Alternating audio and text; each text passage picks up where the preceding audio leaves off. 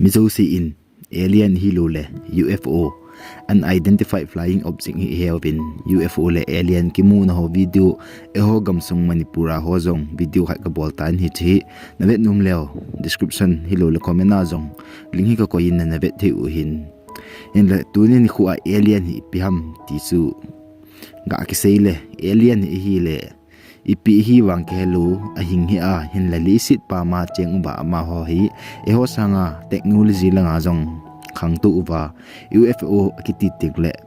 ban chunga leng ipi hi wang ke lu hin la e ho ta san pen chu hi le alien ho ban leng chi le ba le na man cha ding kha chu dinga chun iging mo win in le tuni ni khu a alien hi lo le UFO unidentified flying object hi ata lo ham ting le hi che ni to hin area 51 ki ti hi agi gui job na chu ipi ham ti chu isei ding hi hello loite ho nambon bin ni khu pha tuni ni khu a hi area 51 to alien hi lo le UFO agi gui job na chu isei du hin achai ni ting la hi che area 51 le UFO alien thu kansei chai ting le alien hi umaham alien le UFO hi ata umaham hi lo le science technology in government ho in galman cha agu asip ho chi deham ti chu komenan hin sei divin ka hin tim ubi 1947 kum chun America gam sunga jong chu UFO kiti thu hi ana sang le jing hi aji chu gam sungwa mi tampi in ban chunga aleng thil Kidangtah ta ana muji win hi 24 June ni jong chun private pilot Kenneth Arnoldin jong ama ban leng tol na ko ma chun Thil ku ban chunga aleng a phelap lap kamu 18 an sin hi cho jong chu alien cho a hat le jingin alien a ha dan chu pungkhat na kilometer 2000 jen a cover thi 18 asi hitia se zo haptani zo chun mi pi zo si jong chun America gam sunga mi ho jong chun mun chum chuma UFO he kamu 18 an sei jivin media lang panga hin ong chu le jingin hi lai ga beliau chun UFO America gam sunga akimu na ho chu hi in iti chun media ho jong jen phatecha khulvin hi le UFO akimu na ho to hin atomic kisip na ho mun ho chu ahong kinai ji in hi ama ho anjong mun tuma chu a focus uvin hi le hi a focus na ho chu nuclear test ke bol na mun ho chu ani hi ji in hi New Mexico gam sunga pasal khat mek Brazil jong chun ama in ko ma chun nien thil apu ke khat hal ho chu mu in hi chu abe in hi le tin hi in fall hi in rubber hi in chating le thinga thil ki sim khat chu hi in la ma jong chun chi ho to hin UFO ki ti chu hong ki gui zo ma de ham tin asein thil ho jong chu mi min thang ta khat Roosevelt sheriff ko ma chun 7 July jen ana choin hi ama hin thil ho chu a hin sei phung pha na chu army officer colonel William Blanchard jong chun hi che UFO a hal ho hi dinga agin chat chu hulung lu na hin ni in khultai ama he Roosevelt army airfield a chu commanding officer khat na hi ajing chun Roosevelt army airfield te jong chun statement khat release hin bol win hilai chu hi le ban chunga thil hong leng thu chu asi ma ho chun bana hong leng a hal chu kamu taw bitin hin sei tawin hi le US army ho chun cha jong chu hong leng mong na UFO chu ti na ding chun proof jong cha ni uvi in la ajing ni ho chun US army officer ho jong chun he che thil kamu chu ka het hi lu hi bovi zo thu hi bovi tin hin sei event chu ting la thil ki mu chu imadang hilowa weather balloon hi bovi ti balloona mi alien len ho hi bovi tin hin sei in la ma ho chun atu sei u chi bola azinga a hin khe loi chelo ham ti wang chu a ke hanai pui ama hon jong proof na ding chun major marshal jong chu lim khat akila api in hi chu release a hin bol win hi le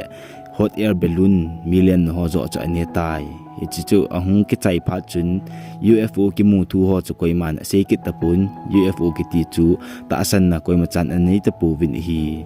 in la 1970 kum chun alien thu chu min thang ki tai aji chu New Mexico desert gamsung bana chun UFO khat hong leng in hi aji chu hi chi UFO chu hong len pe ta chun bana patna kol hong phen hi le UFO chu kol pet chun asep kha in hi le UFO chu ake in asunga alien to pa chu oilai hambang ake pui tin ase uve 1980 kumchun Major Marshall Jongchun lekha khat Roosevelt incident ki ti chane ji is Roosevelt incident a chu bana kona UFO thil Kidangtah khat honglen chu kamu 18 ase ongleng wang chu lesit chunga kona thil kisim hiding wang ta san umpui tin ase etia ase pa chun Roosevelt incident thu chu news a chun hong viral kinin iti chun mi in ata atam azo hitam ichi Roosevelt incident na thil su thu chu thu le la hong tam che in kichi pen jong so umpui aji chu thu che kichi thena lo ji chun mi jong chun lam sama su tu tampi chu hin si uvi jo tingla ma hon tulam leng ase na wa kha chu ichi lai UFO a alien kili alhapa chu US Army ten aman uvin bisa secret bisa chun asial uvin tune changya asial uvin ama ho hin alien te technology to engineering idea chu la do na dinga akoi uhi tin jong asikit uvin hi ichilaya alien asial naw chu tunini khu hin area 51 tin he uvin hi chu area 51 se tawin area 51 hi piam ti jong chu khulgil na ni uhiti 1940 kumchun America ho jong chun ama ho gamsung Nevada a chun thil Kidangtah khan hongleng kinin hi ichi area 51 na thil kidang asu jing chu ipiam ti wang chu het hi pui area 51 hi US military facility hi in hi area 51 na hi desert gam mang kai khatna hi chi base uma hi in ama ho hi chi base na to hin khupi ga kila na the jong cho gamla jing hi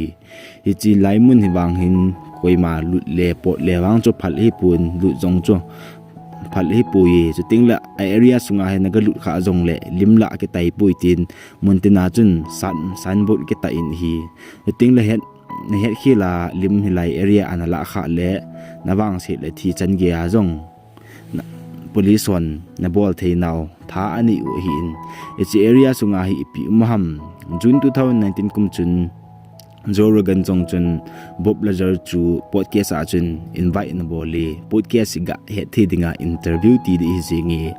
pawneu in abol ji hota bangkho Joragan hi interviewer bol min thang ta khan hi in Bob Lazar pa chu hi le ma hi UFO thu khul jing mi kha chu hi in mi pi janas sangta khat anani hi amanjong area 51 thu chu khulgil na kanani tin asigi area 51 na kunna hi alien technology la do vun hi tingla tulai khanga technology hi machal sa na dinga area 51 na hi alien hoto na to khom hi tin jong anasigi itia chi pa chun thu ase pa chun college chapang Matthew Robert jong cho atu sei cho lung thim ala le jing in hi aji cho ama hin alien hi ta hin la government hin mi pi he sa nung lo jena asial dana chun agelin aman jong thudi chu he do thei na ding chun pate cha ki khul le la ka changa ka hi le government hin esu tip ding hin hi ji chin mi pi tampi hichi area 51 muna ai ki su khom hen lang ki lu le government macha bol thei pun ti ti a agel pa chun aman jong Facebook nga chun event khat storm area 51 i kham ti po vin ti ti a chun anasigi ting le ama jong chun Facebook nga ko na chu area 51 na hi pungthum ting ki su tu ding chun mi pi ho cha na ke pi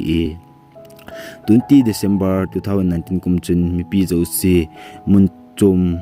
ma ko na hongding zo se chu hilai muna dinga chu ke hon ani uvin ichi abol pawang chun prengdana chun ana bol hin lami pi chu na satan ana serious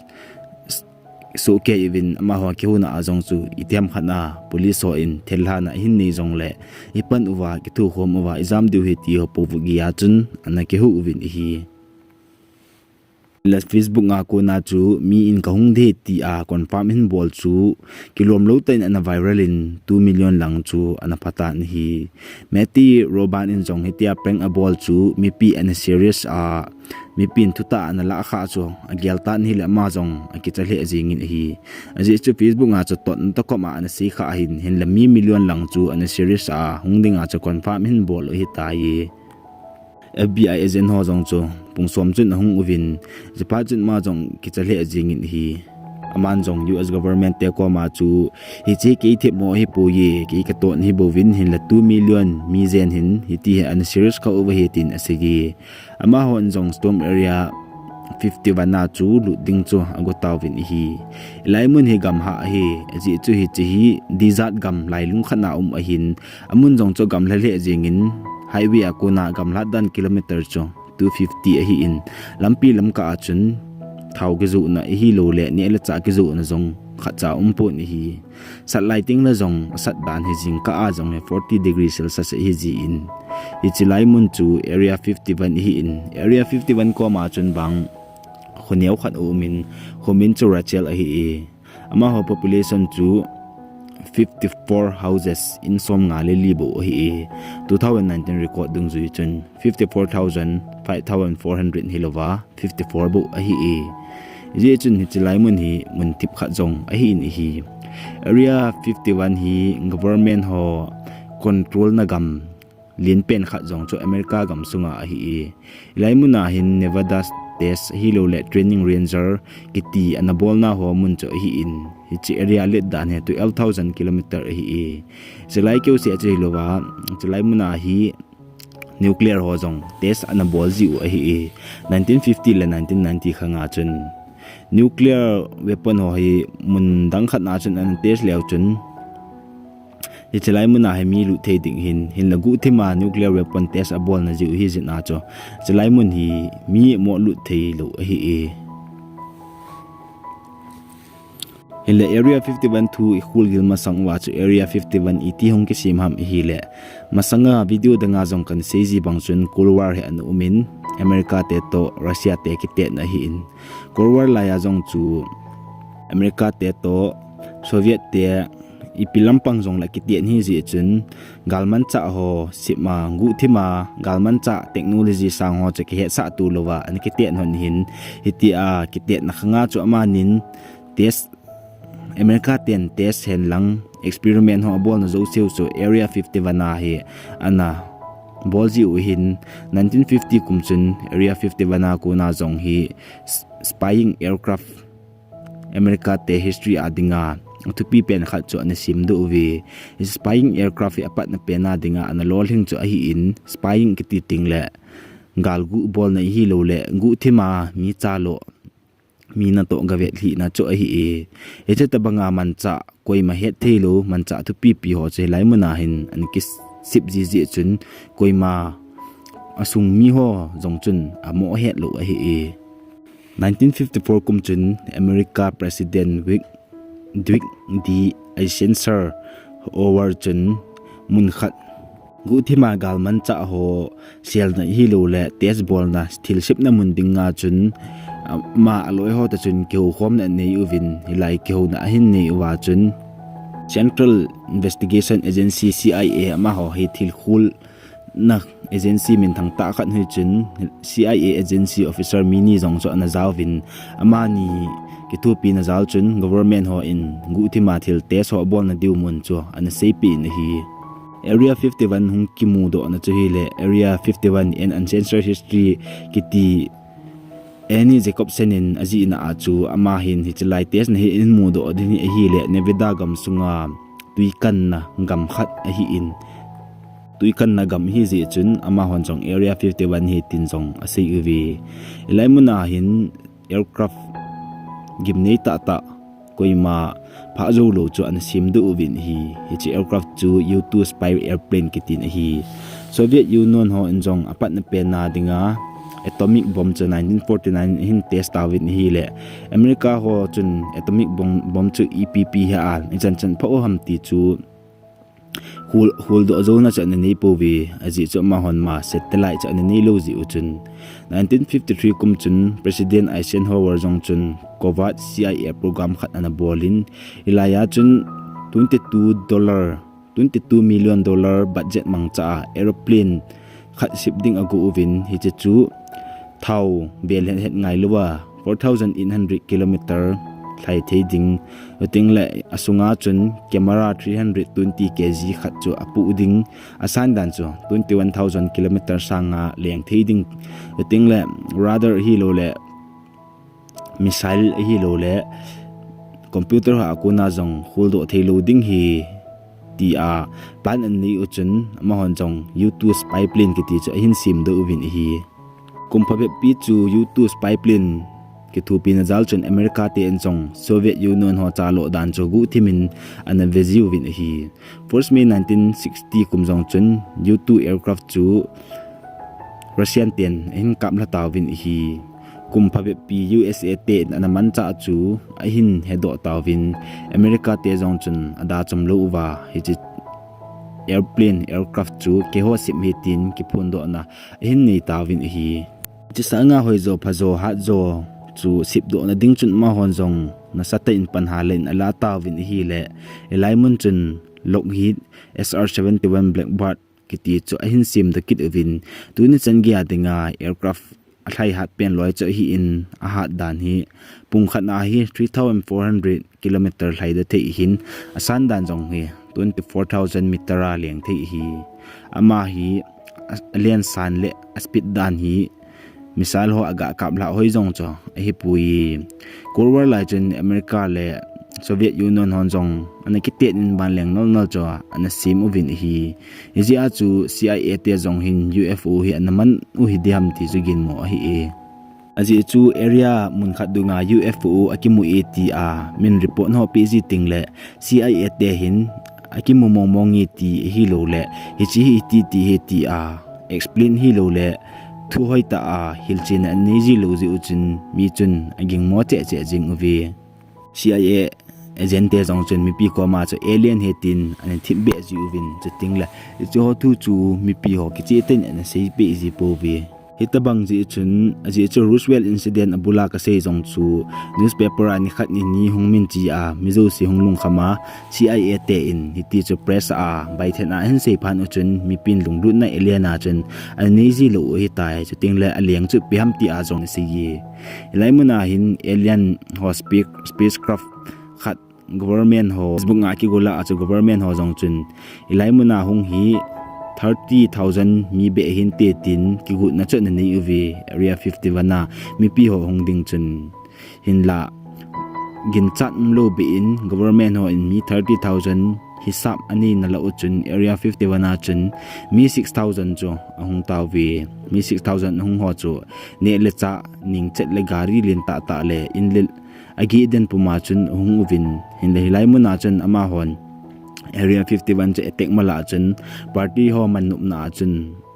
ahung ni uvi area 51 na mi pi hung ding khe pa chun ama ho anjong police tampi ko be ovin hi le gel sang chun mi pi hung sang chun police aki ko zo cho an tam tan hi laimuna wang chun kinna ki bo ki sau ki tha ki mat wang cho an umpun nei lego government property su se na jong an umpun hi chini se a police ki ko be je na sum police officer hon ana su mangza chu hi le $3 lakh hi tin jong ki chi yi sei bang chun abul langa chu mi in alien hotel amu e tiu chu hot air balloon mi to no ho apu ke kha ba we ti a sei u chu hi chi kum chun 1994 kum chun US Air Force te jong chu hi che galman chu chu Russia ten kap la pha chun ama ho en jong ke ho sim he ti a hin phone do chun ma hon hi che beluna chun surveillance camera ko yuvin hi che camera ho chu mun gam latta a umjong le thil ki ho kin ho chu za do theina chu hi in beluna chu anabu hi hitabanga thil government in masa mo hot air balloon he ti an sei chu 1994 ko ma ata hin sei wa hi government policy he ti a phondo an ne phan uchun mi pi jo se chun government chunga ta san na ho zo se chu anamang tan hi aji chu government ho hin gu thima thil abola ama ho zo lep muji chun normal passenger aircraft ho hi 10,000 pa 20,000 meter ke ka aleng hin ile military aircraft U1 le SR-71 chu 12,000 le 18,000 meter ke ka hi analeng ji in hin alien asan na pen thei dan chu 26,000 meter ni hi ama ho hi chi teni hi tes ki bola chun ni salhum masanga chun tes an ki bolin hi ji chu ga ge leo chun bana sangta aga lenga ni salhum masanga ban leng khat ban thamzola ga leng ki ti chu mai hi lu hi 80 zong chi ho khang la ya chu he khalo dinga chu kimu chu ki chat mle jing ding hi ji chun ma hon he chu ban leng chu UFO tin anako vin hinla government ho military drone hilu le free hilu le vana military ho na to na zo cho an hi in mi pi chun UFO danin an gel kho vin hi UFO kiti ting lawang chun alien kiti thelo hi aji chu vana leng ipi ake hello chu UFO kiti hin alien kiti ting la chun e ho tabanga mi hing khat ni thoding hinla ta sale chan ki heding ichi chu leisit mi loading kiti che alien a hi la tuni ni chan ge hin mi tampin area 51 kiti ting le alien hi lo le UFO to agial chep ji win hi tuni ni kho hin mi tampi in alien hi lo le UFO ti a sei ji win in la china ka hindo no mo chu hi le alien hi lo le UFO hi ata Ahikhadem hi lo le tuni a thusim sei do tabang wa hi government ho in gu thima gal gu bol na dinga thil plan ani ho mancha mission ho zo he an Ahikhadem UFO hi lo le government bol ho zong cho khat hi thonan tin chu tingla ta zong he alien hi lo le UFO hi umin ti an gelam hoi che pen chu di in ti chu kamenan hin se dingin ka hin ti me chan chun thusim che ki chain aban thusim teng ki mutu ki taute